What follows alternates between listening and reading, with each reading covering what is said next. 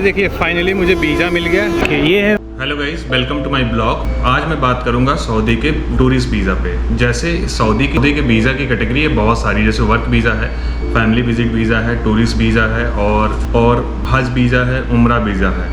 तो अभी जो है 2019 में इन्होंने एक नया वीज़ा लॉन्च किया है। जैसे पहले ये नहीं ऑप्शन आता था, जो अभी है टूरिस्ट वीज़ा, जिसकी वैलिडिटी 1 साल मतलब 365 दिन, और आप सऊदी में 90 दिन स्टे कर सकते हैं। और ये मल्टीपल एंट्री है। मल्टीपल एंट्री ये हो गई कि जैसे आपको 3 महीने सऊदी में रहना है, चाहे तो आप एक बार में सऊदी में 3 महीने रह सकते हैं, या तो 1 महीना रह के फिर आपका 2 महीने जो बचता है उसके बाद फिर आके चाहे 1 साल के अंदर आप फिर 2 महीने का रिमेनिंग रह सकते हैं। तो ये इसको कहते हैं मल्टीपल एंट्री।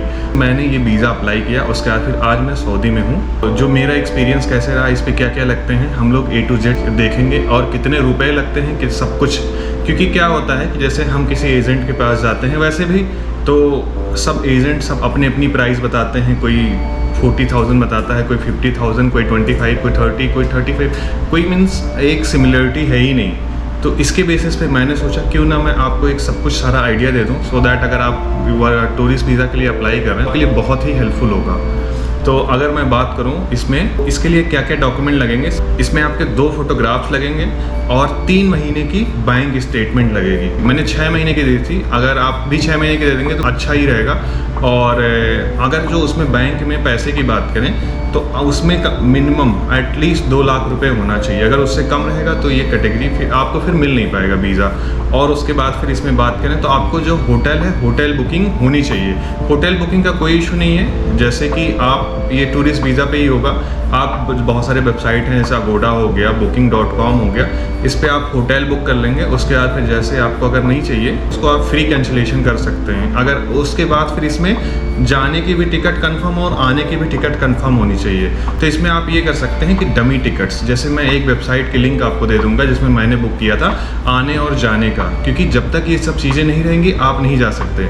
आने और जाने का, जिसमें मुझे लगे थे $16 लगे। और इसमें पासपोर्ट की फ़ोटो कॉपी लगेगी, जैसे बायो का और लास्ट पेज का। और उसके बाद फिर अगर इसमें बात करें, जो पासपोर्ट होगा उसकी वैलिडिटी 6 महीने तक होनी चाहिए, मोर देन 180 डेज़। अगर उससे कम की है तो फिर आपका वीज़ा नहीं मिल पाएगा। और जैसे कुछ लोग हैं जिनके जैसे कोई रहता है, तो उसमें क्या करेंगे, उस केस में आप उसके लिए फैमिली विजिट वीज़ा अप्लाई करिए। तो उसमें क्या होगा कि आपको होटल बुकिंग और फ्लाइट का जो टिकट वाला इशू है वो आपको नहीं करना पड़ेगा।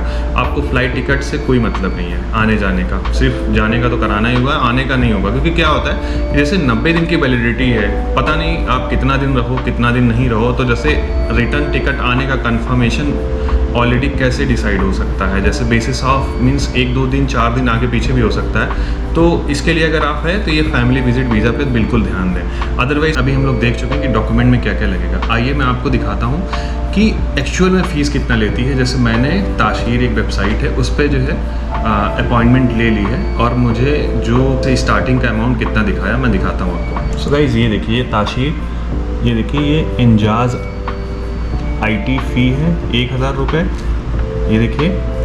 और ऑनलाइन फुल नॉर्मल 2157 रुपये 60 पैसे। और जो टूरिज़म वीज़ा है वो आपको 7000 रुपये में मिलता है। ये देखिए GST लगती है 18%। तो भी पेड जो है, जो टोटल अमाउंट हमको देना है वो 10,546 रुपये देना है। अब उसके बाद फिर अब मैं चलता हूँ वहाँ। अब मैंने अपॉइंटमेंट ले ली है, जो आलमबाग बस स्टैंड है वहाँ पे चलते हैं और देखते हैं एक्चुअल अमाउंट कितना मिलता है। ये है आलमबाग बस स्टैंड। यहाँ जो BFS है सऊदी का, यहाँ पे देखिए यहाँ से भी एक रास्ता जाता है। यहाँ पे भी जैसे ऑस्ट्रेलिया, नीदरलैंड और कनाडा, यहाँ सब का BFS है। लेकिन जो सऊदी का BFS है, ये देखिए यहाँ पे जो 26 नंबर है वहाँ से लेफ़्ट में स्टेयर गई है, जो कि ये रास्ता जाता हुआ, ये सऊदी का BFS है। अब मेरा सब कुछ हो गया, सारा डॉक्यूमेंटेशन सब कुछ। अब मैं आपको दिखाता हूँ, क्योंकि इसमें क्या होता है कि जैसे जो वहाँ पे जाने का प्राइस अलग होता है, क्योंकि अभी इसमें इंश्योरेंस जो है हमारा मैंडेटरी है, हमने अभी इंश्योरेंस का नहीं किया। अभी मैं आइए आपको दिखाता हूँ कि एक्चुअल में मुझे कितनी फ़ीस देनी पड़ी। अब जो इसमें फ़ाइनल अमाउंट है ये देखिए, इसमें इंजाज IT फ़ीस 1000 रुपये रिमेन है, और जो वीज़ा फ़ीस है वो 7000 रुपये है, और जो इंश्योरेंस फ़ीस इसमें देखिए बढ़ गई 1290 रुपये, और 1000 रुपये इंश्योरेंस सर्विस फ़ीस है। ओके, जो टोटल फ़ीस 10,290 रुपये होगी। अब इसमें ऑनलाइन फुल नॉर्मल 2157 रुपये हो गए। और उसमें जो GST है 388 रुपये अलग से हो गई, तो 12,836 रुपये हो गया। अब इसमें देखिए थोड़ा सा और इसमें लगा हुआ है जो कि लॉजिस्टिक का। अब इसमें देखिए तो फॉर्म प्रिंट आउट का है 648 रुपये लगा हुआ है और SMS फीस 172 रुपये, तो टोटल 821 रुपये हो गए। और इसमें 18% दोनों पे GST लगी हुई है, जो कि थोड़ा शॉकिंग है कि फॉर्म प्रिंट आउट पे ही 116 रुपये GST लग गई है और SMS फीस पे ही 31 रुपये GST लगी, जो कि 2 SMS आता है। एक जब ये दिल्ली पहुंच जाता है एम्बेसी में और जब वहाँ कलेक्शन के लिए आता है तब, क्योंकि जो पासपोर्ट होता है हम जब जाते हैं वहाँ पे पासपोर्ट हमारा जो है वो कलेक्ट कर लेते हैं, जब वीज़ा लग जाता है तब हमें कॉल या मैसेज करके बता दिया जाता है। तो ये उस पर GST लगी हुई है, जो कि टोटल अभी जो है 969 हो गया। तो आगे जो हमारा अमाउंट था 12,836 रुपये था और अभी ये 969 रुपीज़ है।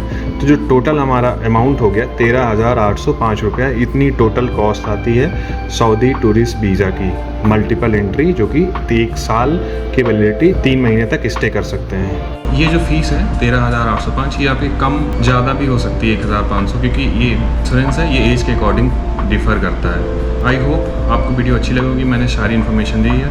अगर आपको कुछ भी पूछना हो, कुछ भी क्वेरी हो तो आप कमेंट करके मुझे पूछ लीजिए, I will surely reply you over there. अगर आपको वीडियो अच्छी लगी तो प्लीज़ लाइक शेयर सब्सक्राइब कर देना। जो मुझे जो टाइम लगा था BJ का, मुझे 7 दिन लगे थे। जैसे मैं 20 तारीख की मेरी अपॉइंटमेंट डेट थी, 20 तारीख को मैं अपॉइंटमेंट डेट पे गया, उसके बाद फिर मुझे 27 को मैसेज आया था और कॉल भी कि आके वीज़ा कलेक्ट कर लीजिए। जो अगर आप पूछें कितना दिन लगता है तो ये 1 हफ्ते मेरे केस में लगा था। हो सकता है किसी का और पहले हो जाए, हो सकता है किसी का थोड़ा सा लेट हो जाए।